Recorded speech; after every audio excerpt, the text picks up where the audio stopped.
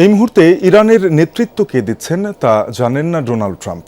White হাউসে সাংবাদিকদের প্রশ্নের জবাবে এমন দাবি করেন মার্কিন প্রেসিডেন্ট। যুদ্ধ বন্ধে ইরান যুক্তরাষ্ট্রের সাথে চুক্তি করতে চায় বলেও দাবি করেন ট্রাম্প।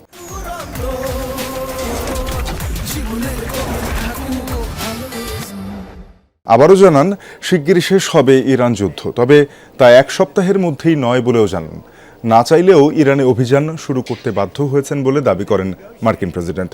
মুস্তাফা খামেনি আহত কিংবা নিহত হয়ে থাকতে পারেন, আবারও বললেন এমন কথা।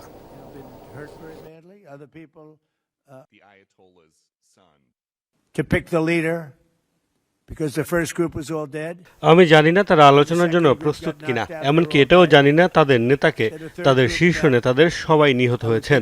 কার সাথে আলোচনা হবে ধারণা নেই। অনেকেই বলছেন মোস্তাফা খামেনি আহত হয়েছেন, পা হারিয়েছেন, অনেকে বলছেন নিহত হয়েছেন। ইরান যুদ্ধ খুব দীর্ঘ হবে না এবং এই যুদ্ধ শেষে আমরা আরও নিরাপদ একটি পৃথিবী পাব।